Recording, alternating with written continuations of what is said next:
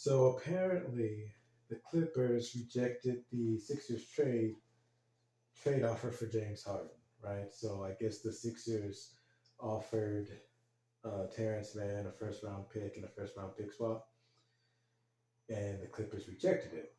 Which personally, I'm like, good, like seriously, like James Harden is one of those when they talk about back in the day, divas, with wide receivers and stuff like that. That's what James Harden is, especially at this point, like in his career.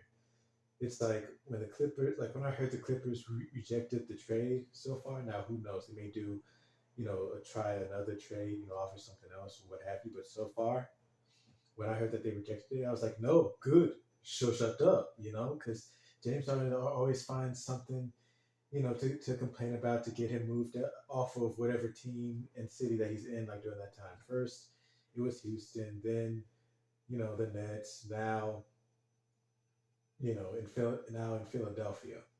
So it's like, you know what? Good. And normally, I don't feel that way, but at this point, it's ridiculous. Like the dude's on the back end of his career, and being a prima donna for who knows what reason. I mean, I'm sure a lot of people have already heard about how he called his GM a liar, the same GM that when he left Houston, he put like this thanks, like basically thanking James Harden for making him more popular or stand out more so like as a GM because I guess like James Harden was Daryl Morey's like main guy as far as he picked him to come to Houston or traded for him to come to Houston from OKC. But this is one of those situations where it's like he got what he deserved and all that stuff. He's trying to get to LA, and there's numerous speculation as to why he wants to go to LA. I've heard about they're building a new building, and the star power. He wants to be a part of that. I've also heard that he wants a big long term deal, and Ballmer's the most. He's the richest owner in the NBA. A few different reasons. Kawhi Leonard cannot stay healthy for the life of him. Paul George isn't as bad as Kawhi as far as injuries, but he's not too far behind. But man, like it's not often where you hear a trade that doesn't go through or gets rejected that makes you feel good. Cause dude is just he's just so extra. And like so often when front office or fans of teams talk about how they're iffy or they just straight up don't like player empowerment, they point to stuff like this. I think the CBA, as to like whatever changes that went down in the new NBA CBA, it's because of stuff like this, players forcing and demanding the way out of town a year or two into like a 3 or 4 year contract. We've seen it with KD. As I mentioned earlier, we've seen it a few times already with James Harden. So, and then that's another thing, you know, this dude has made well over $100 million in his career, you know, which goes back to, in my mind, why I think he got all pissy with Daryl Morey is because, from what I understand, I guess when Harden re signed a year ago to come back to Philadelphia, there was like a wink wink handshake kind of agreement between him and Morey that he would re-sign Harden to something like the max or super max or what have you. But clearly that didn't happen. Um, and then Harden wanted to be traded. So two things that Harden wanted didn't go through, and now he's all pissy at Daryl Morey. Apparently he ain't show up to practice today or yesterday or whatever that was.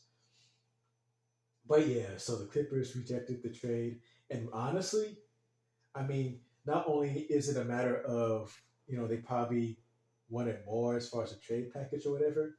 What I think it is, probably more so than anything else, is Harden is on the back nine. He always flakes or comes up smaller than what he is. Shout out to Skip Bayless. But he comes up smaller than what he is, like in the playoffs, in big, moments and all that stuff. I mean, look at any of his playoff runs. But he's never been reliable in the playoffs. Now he's go. I mean, he's getting older. So this needs to be kind of like a reality check to James Harden to say like, bro, you ain't that guy no more. You ain't the same guy no more.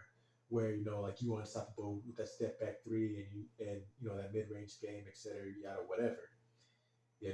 He's gonna fuck around and be in an AI type situation where back in the day, AI, when after he left Denver, he didn't want to come off the bench. Like he didn't want be in a backup position, and dude was just out the league. You know, or even more recently, Carmelo. Carmelo had the same mindset. No, I'm a starter. I ain't coming off no bench. It took a while. Carmelo got humbled when no one would sign him. You had other players like Damian and others that were begging their teams to sign him. Eventually, he got signed and all that stuff. But guys just be doing the absolute most. It's like they have their publicists, write down the what's the most that I can do, and they pick the top two, and they do both of them. Just doesn't make sense. Does not make sense. Then at the same time, you have to ask or wonder where his drive to play in the NBA, like at a high level, is at. Because I mean, where the Clippers gonna go, assuming that they bring on Harden and Kawhi gets hurt yet again, and Paul George is either iffy as far as his play consistency, or he gets hurt. Like the Clippers gonna go anywhere at best, maybe first, second round. But anyway, I just had to get this off my chest because I've been hearing so much from James Harden as far as him demanding his way out. What last 4 years? So it's just it's gross. And then to get paid all that money and doing it, like more by.